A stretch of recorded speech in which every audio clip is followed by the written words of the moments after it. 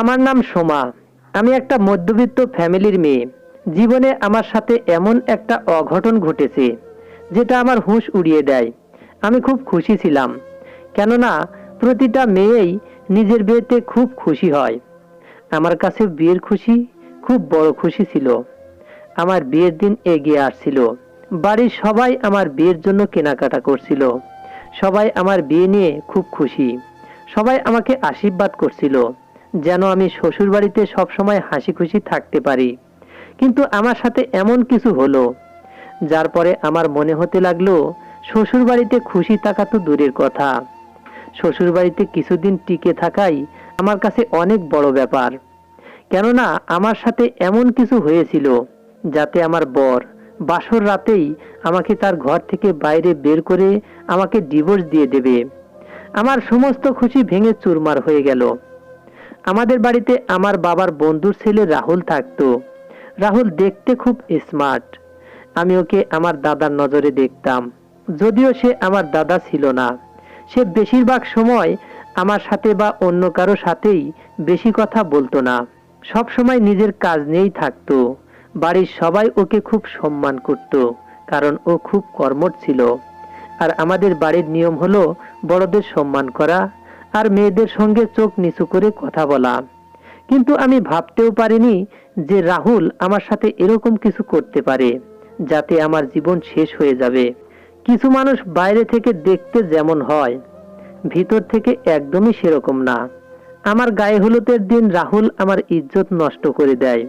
সে আমার সাথে জোর জবরদস্তি করে যখন আমাকে বেহাল করে দেয়, তখন সে আমার কোমরে সিগারেট দিয়ে কিছু লিখে দেয়। লেখাটা আমি দেখতে পাচ্ছি না, কিন্তু আমার খুব কষ্ট হচ্ছিল। বাসর রাতে যখন আমার স্বামী আমার কাছে এসে তার ভালোবাসা জাহির করে, তখন স্বামী আমার কোমরের লেখা শব্দ দেখতে পায়, যেটা পড়ে সে হতভম্ব হয়ে যায় আর সে হাউমাউ করে কান্না করতে শুরু করে দেয়। কেননা কিছুদিন ধরে আমাদের বাড়িতে খুব বেশি চিৎকার চেঁচামেচি হচ্ছিল, কেননা বাড়িতে বিয়ের জোগাড় যন্ত্র চলছিল। আমার সম্বন্ধ আমার বাবা নিজের পছন্দ মতোই ঠিক করেছে। যার সাথে আমার বিয়ে তাকে আমার বাবা নিজে পছন্দ করে। ছেলে খুব ভালো আর সম্ভ্রান্ত পরিবারের। আমার মনে হচ্ছিল যে আমি ওদের বাড়িতে খুব খুশি থাকব। ও আমার জন্য একদম পারফেক্ট। আমিও নিজের বিয়ে নিয়ে খুব খুশি। বাড়ির সমস্ত মহিলা মার্কেটে শপিং করতে গিয়েছিল। প্রতিদিনই কিছু না কিছু কেনাকাটা চলছে। দাদা এবং বাবা সারা দিন কাজে থাকতো। আমার বড় দিদি কয়েকদিন আগেই আমাদের বাড়িতে থাকার জন্য এসে গেছে, কারণ তার ছোট বাচ্চা ছিল। দিদির বাচ্চাকে আমি নিজের কাছে রেখে দিতাম, আর মা বৌদির সাথে দিদিও বাজারে যেত। আমি বাড়ির দরজা ভেতর থেকে খুব ভালোভাবে বন্ধ করে দিতাম, কেননা বেশিরভাগ সময় বাড়িতে আমি একাই থাকতাম। কখনো কখনো রাহুলও বাড়িতে থাকতো। একদিন আমি বাড়িতে বসে থাকতে থাকতে বিরক্ত হয়ে গিয়েছিলাম। সেই কারণে রান্নাঘরে গিয়ে চা বানাচ্ছিলাম। আজ রাহুল অফিস থেকে তাড়াতাড়ি ফিরে এসেছে। সে রান্নাঘরে এসে আমাকে চা বানাতে বলে। আমি ওর জন্য 1 কাপ চা জল বেশি নিলাম। ওর বয়স আমার মতোই ছিল, সেই কারণে আমি ওর নাম ধরেই ডাকতাম। রাহুল চায়ের কথা বলেও রান্নাঘর থেকে তখনও যায়নি, বরং দাঁড়িয়ে দাঁড়িয়ে আমাকে অবাক চোখে দেখতে লাগলো। আমি যখন ওর মুখের দিকে তাকালাম, তখন ওর চোখে একটা অদ্ভুত এক্সপ্রেশন ছিল, যেটা আমি ঠিক বুঝতে পারিনি। আমি ওর এই ব্যাপার বোঝার চেষ্টা করেছি, কিন্তু কিছুই বুঝতে পারিনি। একটা সময় তো আমার ওকে দেখে ভয় লাগতে শুরু করে, তাই আমি তাড়াতাড়ি করে আমার গায়ের ওড়না ঠিক করে নিলাম। আজ প্রথমবার ও এরকম করছিল। এর আগে তো আমাকে মাথা নিচু করে ঠিকভাবে দেখতও না, আর আমার সাথে ঠিকভাবে কথাও বলতো না, যদিও আমরা সবাই একই বাড়িতে কয়েক বছর ধরে থাকতাম। ও অবাক চোখে আমাকে মাথা থেকে পাও পর্যন্ত দেখেই যাচ্ছিল। আমি ওকে বললাম যে তুমি গিয়ে নিজের ঘরে বসো, আমি সেখানেই তোমার চা নিয়ে যাচ্ছি। আমার এ কথা শুনে ও নিজের ঘরে চলে গেল। কিন্তু আমি ভাবতে লাগলাম, আজকে না জানি রাহুলের কি হয়েছে। চা বানানোর পরে আমি রাহুলের ঘরে চা নিয়ে গিয়ে দেখলাম ও বিছানায় শুয়ে আছে। সেই সময় ও শুধু জিন্স পরেছিল, গায়ে কোট ছিল না। ওকে এই অবস্থায় দেখে আমি লজ্জায় আমার চোখ নিচু করে নিলাম। আমি চায়ের কাপ রেখে ফিরে যেতে চাইছিলাম, কিন্তু হঠাৎ রাহুল আমার হাত ধরে আমাকে নিজের পাশে বসিয়ে নিল। আমি ওর এই ব্যবহারের কারণ বুঝতে পারলাম না। ওর আজকের সমস্ত ব্যাপারই আমার অদ্ভুত লাগলো। উপরন্তু ওর আমাকে দেখার স্টাইল আমাকে ভয় ধরিয়ে দিল। গত কয়েকদিন ধরে আমি নোটিশ করছি যে রাহুলের অবস্থা খুব অদ্ভুত হয়ে গেছে। ও সবসময় চুপচাপ আর উদাস হয়ে থাকতো। আগে ও মাঝে মধ্যে বাবার সাথে কথাবার্তা বলতো, কিন্তু এখন তো তার সাথেও কোনো কথা বলে না। অফিস থেকে ফিরে এসেই তাড়াতাড়ি নিজের ঘরের মধ্যে চুপচাপ বসে থাকতো আর শুধুমাত্র খাবার খেতে বাইরে আসতো। কখনো কখনো আমাদেরকে বারবার ওকে খাবার খাওয়ার জন্য ডাকতে হতো। জানি না ও কি ভাবতে থাকতো। যখনই কেউ কথা বলার জন্য ওর ঘরে যেত, তখনই ও চমকে উঠত। মা ওর এই ব্যাপারটা অনেক দিন থেকে নোটিশ করেছিলেন, আর তিনি এই ব্যাপারে বাবাকে বলেছিলেন যে রাহুলের না জানি কি হয়েছে, ও তো আজকাল একদম বদলে গেছে। বাড়ির মধ্যে থাকলেও বোঝা যায় না যে বাড়িতেও আছে। আর আজকাল না তো ও আমাদের সাথে কোনো কথাবার্তা বলে, না আগের মতো হাসে। মা বাবাকে এরকম চিন্তিত দেখে আমি তাদেরকে সান্ত্বনা দিতাম যে ও তো প্রথম থেকেই এরকম। আর এটা কিছুটা সত্যিও ছিল। এর আগে রাহুল আমাকে কিছু বলতো, তখনই দরজায় ঠক ঠক আওয়াজ শুনে আমি ওর ঘর থেকে বাইরে বেরিয়ে এলাম। আজকে মা, বৌদি আর দিদি মার্কেট থেকে তাড়াতাড়ি এসে পড়েছে। তারা বলতে লাগলো, আজকে তোর শ্বশুর বাড়ির লোকেরা আমাদের বাড়িতে আসবে, তাই আমাদের তাড়াতাড়ি চলে আসতে হলো, কারণ তাদের সাথে বসে বিয়ের ব্যাপারে কিছু কথাবার্তা বলতে হবে। আমি তাদের সাথে কিছুক্ষণ কথাবার্তা বলে তারপরে আমার ঘরে এসে বসে রাহুলের এই বিহেভিয়ার নিয়ে চিন্তা ভাবনা করছিলাম। আমার মাথায় রাহুলের এই ব্যবহার বারবার ঘুরে ফিরে আসছিল, কিন্তু আমি কিছুই বুঝতে পারছিলাম না। আমার বিয়ের মাত্র আর 1 মাস বাকি আছে। ধীরে ধীরে এই 1 মাসও কেটে গেল। ফাইনালি আমার গায়ে হলুদের দিন এসে পড়ল। এই দিন আমি নিজের ঘরে বসে খুব সুন্দরভাবে রেডি হচ্ছিলাম। আজকের দিন আর সামনে যে সমস্ত দিন আসছে তা আমার জন্য খুব স্পেশাল। সেই সমস্ত দিনের কথা ভেবে ভেবে আমি খুব খুশি হচ্ছিলাম। আমি বিয়ে নিয়ে খুব এক্সাইটেড ছিলাম, কিন্তু বিয়ের পরে আমার নিজের বাড়ির কথা মনে পড়বে, কেননা আমি নিজের বাড়িতে খুব সুন্দরভাবে সময় কাটিয়েছি। আমার বাবা মা আমাকে পৃথিবীর সমস্ত খুশি দিয়েছেন, কখনো আমার চোখে জল অবধি আসতে দেননি। এখন আমাকে এই বাড়ি ছেড়ে চলে যেতে হবে। এই সব ভেবে ভেবেই আমার মন খারাপ হচ্ছিল। সাথে সাথে এটাও ভাবছিলাম, না জানি শ্বশুর বাড়িতে যাওয়ার পরে শ্বশুর বাড়ির লোকদের ব্যবহার আমার সাথে কেমন হবে।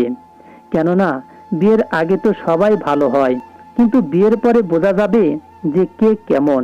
আমার হবু বর না জানি আমার সাথে কেমন ব্যবহার করবে, এই সবই ভাবছিলাম। এমন সময় আমার মা বললেন, তাড়াতাড়ি রেডি হয়ে নে, আমাদের সবাইকে রেডি হয়ে লজে যেতে হবে, কেননা গায়ে হলুদের ফাংশন লজেই হবে। আজকে সকাল থেকেই আমার শরীর একদম ভালো ছিল না, কেননা বিয়ের অনুষ্ঠান চলছিল আর বেশি জল ঘাটার কারণে আমার ঠান্ডা লেগে গিয়েছিল, আর সেই কারণেই আমার জ্বর জ্বর মনে হচ্ছিল, আর সাথে কাশিও হচ্ছিল। আমরা সবাই মিলে একসাথে লজে চলে গেলাম। সেখানে আমার গায়ে হলুদ লাগানো হলো। সবাই খুব খুশি। আমরা সবাই মিলে অনেক ফটো তুলেছিলাম। আজকের দিনে আমি খুব খুশি ছিলাম, কিন্তু হঠাৎ করেই মাথায় ভয়ানক যন্ত্রণা হতে লাগলো। শরীর ভালো লাগছিল না। সমস্ত আত্মীয় স্বজন লজেই ছিল। আমরা এই অনুষ্ঠান এই কারণে লজে করেছিলাম, কেননা আমাদের বেশিরভাগ আত্মীয় স্বজন দূর দূরান্ত থেকে এসেছে, আর আমাদের বাড়ি ছোট, এই কারণে সমস্ত আত্মীয় আমাদের বাড়িতে থাকতে পারবে না। মা আমার শরীর কেমন জিন্স করলেন, তখন আমার খুব জ্বর, তাই মা আমাকে রাহুলের সাথে গাড়িতে করে বাড়িতে পাঠিয়ে দিলেন, কেননা আরাম করতে না পারলে আমার শরীর আরো খারাপ হয়ে যাবে। মা রাহুলকে বলেছিলেন, তুমি সোমাকে রেখে ফিরে এসো। রাহুল আমাকে গাড়িতে বসিয়ে বাড়িতে রাখতে এলো। আমি দেখতে পাচ্ছিলাম যে ও আয়নায় বারবার আমাকে দেখছিল। কিছু সময় পরেই আমরা বাড়িতে চলে এলাম। ও আমার সাথে সাথে বাড়িতে ঢুকলো। আমি ভাবলাম ও হয়তো কোনো জিনিস ভুলে গেছে, কিন্তু ও তো ঘরের মধ্যে ঢুকেই দরজা বন্ধ করে দিল। আমি কিছু বুঝতে পারিনি। আমি তো সোজা নিজের ঘরে চলে এসেছিলাম, কেননা মাথায় খুব বেশি যন্ত্রণা হচ্ছিল আর জ্বরও ছিল। আমাকে তাড়াতাড়ি ঘরে গিয়ে ওষুধ খেতে হবে। রাহুল আর আমরা দুজন ছাড়া বাড়িতে কেউ নেই। আমি ঘরে গিয়ে ওষুধ খাওয়ার পরে কাপড় চেঞ্জ করে বসে ভাবছিলাম যে মেয়েদেরও কি জীবন। এটা সেই বাড়ি যেখানে আমি খেলাধুলা করতে করতে বড় হয়েছি, আর এখন আমি চিরজীবনের জন্য এখান থেকে চলে যাব। এইসব ভেবেই আমার মন খারাপ হয়ে গেল। তখনই হঠাৎ ঘরের মধ্যে কারো উপস্থিত অনুভব হলো। আমি দরজার দিকে তাকিয়ে দেখলাম সেখানে রাহুল দাঁড়িয়ে, কিন্তু আজকে এ সেই রাহুল না যাকে আমি জানতাম। ওর চোখে মুখে অদ্ভুত একটা ভাব ফুটে উঠেছিল। আমি কিছু বলতাম বা নিজেকে সামলাতাম তার আগেই হঠাৎ ও দৌড়ে এসে আমাকে জড়িয়ে ধরলো। তারপরে ও আমাকে বিছানায় ধাক্কা দিয়ে ফেলে দিল। আমি বারবার বলছিলাম যে তুমি এগুলো কি করছো, ছাড়ো আমাকে। আমি তোমার এই কথা মা বাবাকে বলে দেব। কিন্তু আমার কোনো কথারই কোনো প্রভাব ওর উপর পড়ছিল না। যেন মনে হচ্ছিল ওর কানে আমার আওয়াজ পৌঁছাচ্ছেই না। আমি নিজেকে ওর থেকে ছাড়ানোর অনেক চেষ্টা করছিলাম, কিন্তু একে তো আমার শরীর খারাপ, তার উপরে ও ছেলে, আর ছেলেরা তো এমনিতেই অনেক শক্ত সামর্থ্য হয়, আর মেয়েরা প্রতিবারই তাদের সামনে দুর্বল হয়ে পড়ে। এই সব কিছু আমি বিশ্বাস করতে পারছিলাম না। আমি কিছু বুঝতে পারছিলাম না যে এসব কি হচ্ছে। আমি চিৎকার চেঁচামেচি করছিলাম, কিন্তু আমার চিৎকার শোনার মতো কেউ বাড়িতে ছিল না যে আমাকে সাহায্য করতে পারে। এই দুর্ঘটনা আমার জন্য প্রায় মরে যাওয়ার সমান। আমার মাথায় কোনো কাজ করছিল না, আর আমি কিছু করতেও পারছিলাম না। এইভাবে চিৎকার করতে করতে আমি অজ্ঞান হয়ে যাই। এরপর আমার যখন জ্ঞান ফিরল, তখন না জানি রাহুল আমার কোমরের উপর কি লিখেছিল। আমি কিছুই দেখতে পাইনি। ও জ্বলন্ত সিগারেট দিয়ে আমার কোমরের উপর কিছু একটা লিখেছিল, আর আমি অসহ্য যন্ত্রণায় ছটফট করছিলাম।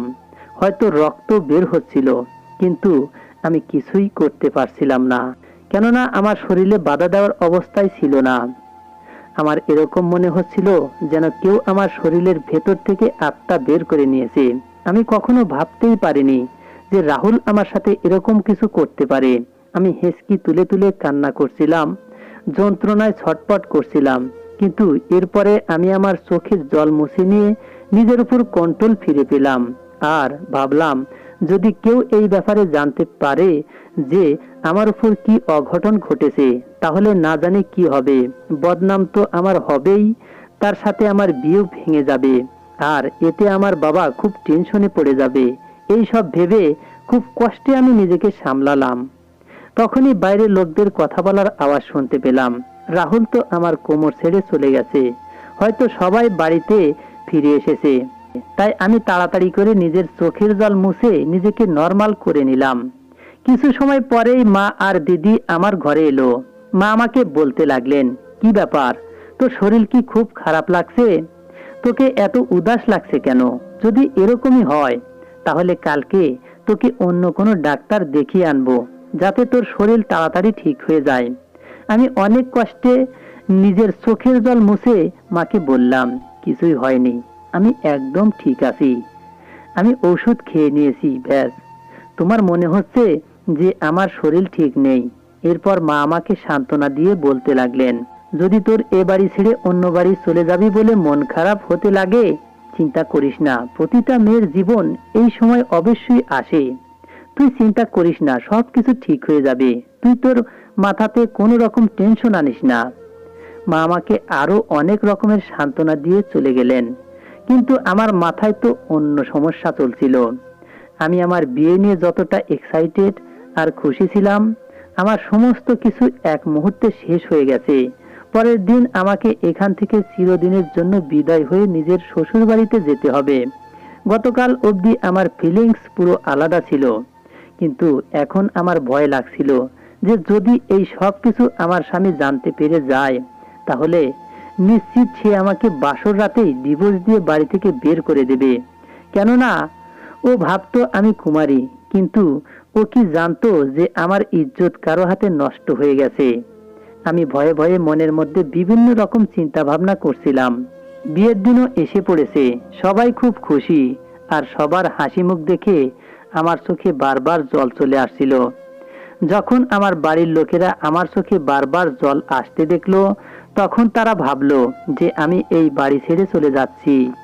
তাই বারবার আমার চোখে জল আসছে, কিন্তু কেউই আমার মনের অবস্থা জানতো না। আমি যখনই রাহুলকে দেখতাম তখনই আমার ওকে দেখে ঘৃণা হচ্ছিল। মনে হচ্ছিল যে আমি ওকে মেরে ফেলি। ও আমার জীবন নষ্ট করে দিয়েছে। আমার বিয়ের সমস্ত রীতিনীতি কমপ্লিট হয়ে গেল, কিন্তু আমি পুরো নির্জীব হয়ে রইলাম, যেন আমি একটা রোবট, আর সমস্ত লোকেরা নিজের ইচ্ছা মতো আমাকে চালাচ্ছিল। এভাবেই আমি বিদায় নিয়ে শ্বশুর বাড়িতে এলাম। শ্বশুর বাড়িতে এসে নিজের স্বামীর হাসি মুখ দেখে আমি অলক্ষ্যে কয়েকবার নিজের চোখের জল মুছলাম। যদি সে জানতে পারে যে আমার উপর কি হয়েছে, তাহলে হয়তো এভাবে হাসতো না, বরং আমাকে অপমান করে নিজের জীবন থেকে বের করে দিত। কিছুক্ষণ পরে আমার বড়জা আমাকে আমার ঘরে বসিয়ে দিল। আমি ধুক ধুক মনে বসে রইলাম, কেননা যদি আমার স্বামী জানতে পেরে যায় তাহলে জানি না কি হবে। তখনই সে ঘরে এলো আর আমার হাত ধরে আমার সৌন্দর্যের প্রশংসা করতে লাগলো। এরপরে সে আমার কি পছন্দ না এইসব জিজ্ঞেস করতে লাগলো। সাথে ওর নিজের ব্যাপারেও আমাকে বলতে লাগলো, কিন্তু আমি কিছু বলতেই পারলাম না। আমার মনে তো শুধু ভয় করছিল। এভাবেই ধীরে ধীরে রাত বাড়তে লাগলো। তারপরে যখন সে নিজের অধিকার বুঝে নেওয়ার জন্য আমার কোমর থেকে কাপড় সরালো, তখন সেটাই হলো যেটা আমি ভয় পাচ্ছিলাম। আমার স্বামী আমার কোমরের সেই চিহ্নটা দেখে নিল, যেটা রাহুল সিগারেট দিয়ে আমার কোমরের উপর লিখে দিয়েছিল। আর তারপরে আমার স্বামী, আমি খুব ছোট ছিলাম যখন আমার বাবা রাহুলের হাত ধরে আমাদের বাড়িতে এনে মাকে বলেছিল যে আজকে থেকে এ আমাদের ছেলে, আর ওকে এই বাড়িতে ততটাই অধিকার দেবে যতটা আমাদের ছেলেকে দেওয়া হয়। আমাকে বাবা বলেছিল যে আজ থেকে এ তোমাদের ভাইয়ের মতো। তখন আমি ওর হাত ধরে নিয়েছিলাম, কারণ ও বয়সে আমার মতোই ছিল। আর তারপরে আমাদের মধ্যে বন্ধুত্ব হয়ে যায়। সেই সময় রাহুলের বয়স 12 বছর ছিল, আর আমরা একসাথেই খেলাধুলা করে বড় হয়েছি। ও আমার বাবার বন্ধুর ছেলে, কিন্তু আমি সবসময় ওকে আমাদের ফ্যামিলির সদস্য মেনে নিয়েছিলাম। আসলে রাহুলের বাবা গাড়ি দুর্ঘটনায় মারা যান। রাহুলের বাবা আর আমার বাবা খুব ভালো বন্ধু ছিল। সেই কারণে যখন ওর বাবা মা এই পৃথিবী ছেড়ে চলে যায়, তখন বাবা ওকে আমাদের বাড়িতে নিয়ে আসেন। প্রথম প্রথম রাহুল খুব চুপচাপ থাকতো, কেননা ওর নিজের সবাই এই দুনিয়া থেকে চলে গেছে। ও সবসময় উদাস হয়ে থাকতো। সময় এভাবেই কাটছিল। বাবা ওকে সবার সাথে মিলেমিশে থাকতে বলতো। আমাদের বাড়িতে ওর কখনো কোনো সমস্যা হয়নি। বাবা ওর দিকে পুরো খেয়াল রাখতো, কিন্তু রাহুল কোনো জিনিসই খুশি হতো না। ও পড়াশোনায় খুব ভালো ছিল আর ভালো চাকরি পেয়ে গেছে, কিন্তু এতটা সাকসেস হওয়ার পরেও ওর মনে কখনোই কোনো খুশি ছিল না। যখন রাহুল নিজের প্রথম মাসের বেতন আমার মায়ের হাতে তুলে দেয়, তখন মা সেটা নিতে অস্বীকার করে। মা বলল, তুই এটা নিজের উপরে খরচ কর, এটা তোর কষ্টের ইনকাম। তখন প্রথমবার আমি রাহুলকে ইমোশনাল হতে দেখেছিলাম। ও আমার মায়ের গলা জড়িয়ে ধরে বলেছিল, যদিও আমি আপনাদের ছেলে নই, কিন্তু আপনারা আমাকে সব সময় বাবা মায়ের মতো ভালোবেসেছেন। আমি আপনাদের জন্য এইটুকু তো করতেই পারি। ওর কথা শুনে মাও ইমোশনাল হয়ে গিয়েছিল, আর তিনি ওকে নিজের বুকে জড়িয়ে নিয়েছিলেন। রাহুল এখন নিজের বেতন মায়ের হাতে এনে দিত, আর মাও ওর বেতন গুছিয়ে রেখে দিয়েছিল। মা বলতেন তিনি এই টাকা রাহুলের বিয়ের জন্য গুছিয়ে রাখছেন। তিনি বলতেন এই টাকা তিনি রাহুলের বিয়েতে খরচ করবেন। সেই সময় রাহুল খুব খুশি থাকতে লাগলো। ওর মুখে সব সময় হাসি লেগেই থাকতো। এটা দেখে আমি অবাক হয়ে গিয়েছিলাম যে এতটা সিরিয়াস থাকা ছেলে কিভাবে এতটা খুশি থাকতে শুরু করেছে। এভাবেই কিছু সময় কেটে গেলে তারপর আবার রাহুল আগের মতোই হয়ে গেল, সেই সিরিয়াস আর নিঃসঙ্গ। এখন তো ও আগের থেকে বেশি সিরিয়াস থাকতে শুরু করেছে। ও এতটা চুপচাপ থাকতে লাগলো যে ওর সিরিয়াসনেস দেখে আমার ভয় ভয় করত। সেই সময়ে আমার সম্বন্ধ আসতে শুরু করেছিল, কিন্তু যখন রাহুল জানতে পারলো যে এই ছেলের সাথে আমার বিয়ে হচ্ছে, তখন এই ছেলেকে রাহুলের পছন্দ হয়নি। ও আমার বাবা মাকে বলেছিল যে সোমার বিয়ে এখানে দিও না। ওর কথা শুনে মা বাবা অবাক হয়ে গিয়েছিল, কিন্তু কেন এই কথার কোনো উত্তর রাহুলের কাছে ছিল না।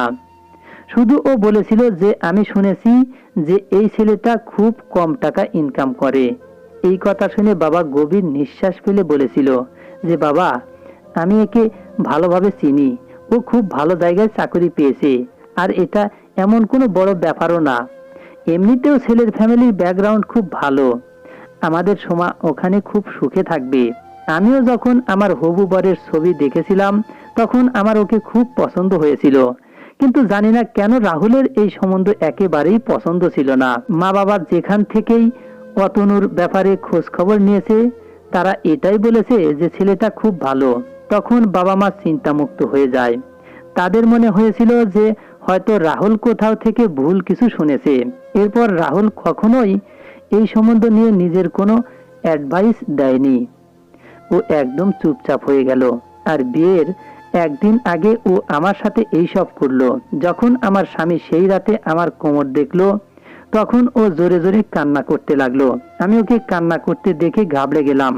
আমি ওকে অনেক জিজ্ঞাসা করার চেষ্টা করলাম, কিন্তু ও কিছুই বলতে রাজি হলো না। জানি না ওর কি এমন দুঃখ হয়েছিল যার কারণে ওর অবস্থা এরকম হয়ে গিয়েছিল। এরপরে ও আমাকে বলল যে তুমি শুয়ে পড়ো, আর এই ব্যাপারে কাউকে কিছু বলবে না। আমি ওর এই অদ্ভুত ব্যবহার দেখে চিন্তায় পড়ে গেলাম, আর সারা রাত এটাই ভাবতে থাকলাম যে আমি তো ভাবতাম যে আমার স্বামী রেগে যাবে, কিন্তু ওর কান্নার কারণ তো আমার মাথায় ঢুকছে না। এই সব ভাবতে ভাবতেই না জানি কখন গভীর ঘুমে ঘুমিয়ে গেলাম। পরের দিন আমার শাশুড়ি আমাকে আমার স্বামীর সাথে বাবার বাড়িতে পাঠালো। ওখানে যাওয়ার পরে আমি রাহুলের সামনে হতে চাইতাম না। এই কারণে আমি সোজা নিজের বাবা মায়ের ঘরে চলে গেলাম।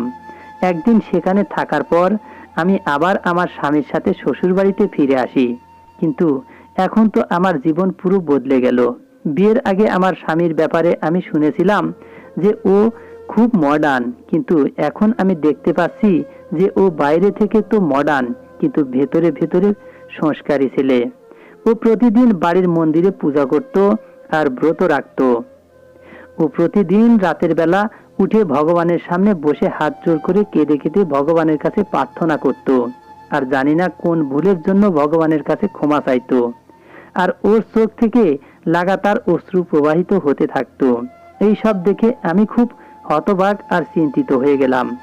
ওর কি এমন প্রবলেম আছে যে ওর কান্না থামতোই না। যখনই ও আমাকে দেখতো ভালোবেসে আমার মাথায় হাত বুলিয়ে দিত। ওর চোখে আমার জন্য এত বেশি সম্মান থাকতো যে আমাকে মুখ লুকাতে হতো, কারণ ও যদি সত্যিটা জেনে ফেলে তাহলে না জানি ও আমার সাথে কি করবে। একদিন আমি ঘুমিয়েছিলাম, হঠাৎ একটা অদ্ভুত আওয়াজ শুনে আমার চোখ খুলে গেল। উঠে দেখি সেই আওয়াজটা আমার স্বামীর কান্নার আওয়াজ। ও জোরে জোরে কান্না করছিল আর ভগবানের কাছে নিজের ভুলের জন্য ক্ষমা চাইছিল। জানি না ওর কি হয়েছিল যার কারণে ও এতটা আতঙ্কিত হয়ে থাকতো। ও আমাকে জেগে থাকতে দেখে অবাক হয়ে ও আমার পাশে এসে বসে বলতে লাগলো, কি ব্যাপার, তুমি এখনো জেগে রয়েছো? ও আমার সামনে এমন ভাব করলো যেন ও পুরো নরমাল। দিন দিন আমি ওর এই কান্নাকাটিতে বিরক্ত হয়ে গিয়েছিলাম। সেই কারণে আমি ওকে বললাম, তুমি আমাকে তোমার সব কিছু বলছো না কেন? তোমার এত কি দুশ্চিন্তা আছে? তুমি আমাদের বাসর রাতেও আমাকে দেখে কান্না করছিলে, আর তুমি এখনো প্রতি রাতের বেলা উঠে কান্না করতে থাকো, এসবের কারণ কি? আমার কথা শুনে ওর মুখের রং অদ্ভুত রকম পরিবর্তন হয়ে গেল। ও বলতে লাগলো যে এমন একটা ঘটনা আছে যেটা শুনে তুমি হয়তো সহ্য নাও করতে পারো। তখন আমি ওকে বললাম, তবুও তুমি আমাকে বলো, আমি সম্পূর্ণটা শুনতে চাই। তখন ও বলতে লাগলো যে আমি রাহুলকে বহুদিন থেকে চিনি। কিছুদিন আগে অবধি ও আমার খুব ভালো বন্ধু ছিল। এই কথাটা শুনে আমার হুঁশ উড়ে গেল যে যদি রাহুল ওর বন্ধুই হয় তাহলে রাহুল আমার বিয়ে অতনুরের সাথে হতে দিতে চাইছিল না কেন? কিন্তু আমার স্বামীর পরের কথাটা শুনে আমি চমকে উঠলাম। আমার স্বামী বলতে লাগলো, আমরা দুজন একই অফিসে চাকরি করতাম, আমার বাবার বিজনেসও ছিল, তিনি আমাকে তার সাথে তার অফিসে যেতে বলতেন, কিন্তু আমার চাকরি করার শখ ছিল আর আমি এক্সপেরিয়েন্সও করতে চাইতাম। সেই কারণেই আমি ওই কোম্পানিতে চাকরি নেই যেখানে রাহুল চাকরি করত। সেই অফিসে একটা মেয়ে ছিল যে খুব গরিব আর সুন্দরী ছিল। আমি আগে থেকে মেয়েদের সাথে ফ্ল্যাট করতাম। যখন আমি ওই মেয়েটাকে দেখলাম তখন আমার ওকে ভালো লেগে যায়। আমি জানতাম না যে রাহুল ওই মেয়েটাকে পছন্দ করে। আমি ওই মেয়েটাকে প্রপোজ করলাম, কিন্তু মেয়েটা আমাকে না করে দিল। তবু আমি ওই মেয়েটার পেছনে পড়ে রইলাম। যখন আমি একদিন সেই মেয়েটাকে খুব বিরক্ত করলাম, তখন রেগে ওই মেয়েটা আমার গালে থাপ্পড় মেরে দিল। এটা আমি ওর উপর খুব রেগে গিয়েছিলাম, আর আমি ওর উপর বদলা নেওয়ার প্ল্যানিং করতে লাগলাম। এরপরে একদিন একটা সুযোগ পেয়ে গেলাম। সেদিন আবহাওয়া খুব খারাপ ছিল, হয়তো বৃষ্টি হবে। অফিসের সমস্ত কর্মচারী চলে গেল। সেই সময় মেয়েটা নিজের কাজে এতটাই ব্যস্ত ছিল যে কারো আসা যাওয়ার ব্যাপারে ওর ধ্যানই ছিল না। আর ও এমনিতেও সবার শেষেই বাড়িতে যেত। যখন আমি দেখলাম যে অফিসে কেউ নেই, বাইরে শুধু গার্ড আছে, তখন আমি টাকা দিয়ে সেই গার্ডকে কিনে নিলাম আর বললাম, যতক্ষণ আমি না বলবো ততক্ষণ তুমি ভেতরে কাউকে আসতে দেবে না। তারপরে আমি সেই মেয়েটাকে ব্যবহার করলাম আর তার ইজ্জত নষ্ট করে দিলাম। পরে আমি জানতে পারি যে রাহুল ওকে খুব ভালোবাসে আর ওরা দুজন একে অপরকে বিয়ে করতে চায়। সেদিনের পরের দিন মেয়েটা সুইসাইড করে নেয়। আর মরার আগে সে রাহুলকে এই সমস্ত কথা বলে দেয়। সেদিনই রাহুল তোমার কোমরের উপর লিখে দিয়েছিল যে মন তো চাইছে আমি তোমার কাছ থেকেও তোমার খুশি কেড়ে নেই, যেভাবে তুমি আমার খুশি আমার কাছ থেকে কেড়ে নিয়েছো। কিন্তু আমি এটা কিভাবে করব?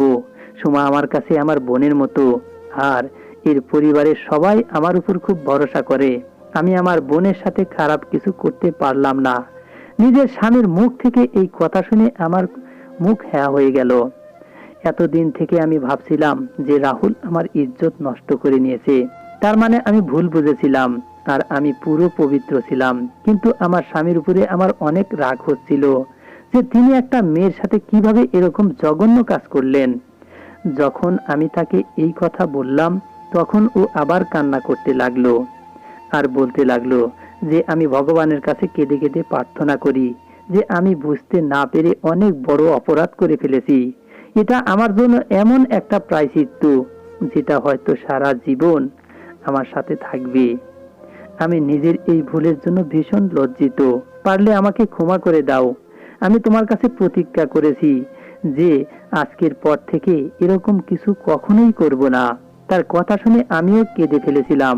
এখন যেটা হওয়ার ছিল সেটা তো হয়ে গেছে, এখন আর কি করা যাবে। কিন্তু আমার মন থেকে এই ভুল ধারণা দূর হয়ে গেল যে রাহুল আমার সাথে খারাপ কিছু করেনি, বরং ও তো আমাকে বোন ভাবতো। ওর কাছে সুযোগ থাকা সত্ত্বেও ও আমাকে ছেড়ে দেয়, আর এটা ওর বড় মনের পরিচয় যে আমার স্বামীর এত কিছুর করার পরেও ও বদলা নেয়নি। আমি আমার বাবার বাড়িতে গিয়ে রাহুলের কাছে আমার স্বামী হয়ে ক্ষমা চেয়েছিলাম আর ওকে বলেছিলাম যে এই ব্যাপারটা নিয়ে আমার স্বামী ভীষণ অনুতপ্ত। এখন রাহুল অন্য শহরে জব নিয়ে চলে গেছে। ও এখনো বিয়ে করেনি। ও এই কারণেই অন্য শহরে চলে যায়, কেননা ও জানতো যখনই আমি আমার বাবার বাড়িতে আসব তখন আমার স্বামীও সেখানে আসবে, আর ওর আমার স্বামীকে দেখে সেই সব মনে পড়বে যেটা ওর জন্য খুব কষ্টদায়ক। ও আমার স্বামীর সামনে পড়তে চাইতো না, আর না তো আমার স্বামী রাহুলের সামনে দাঁড়ানোর যোগ্য ছিল। আমার জীবন আমার স্বামীর সাথে ভালোই চলছিল, কিন্তু আমার স্বামী যা কিছু রাহুল আর সেই মেয়েটার সাথে করেছিল সেজন্য আজও আমার খুব আফসোস হয়। বন্ধুরা, আমাদের এই গল্পটি যদি ভালো লেগে থাকে, লাইক, কমেন্ট, শেয়ার ও সাবস্ক্রাইব করে আমাদের পাশেই থাকবেন। ধন্যবাদ সবাইকে, ভালো থাকবেন।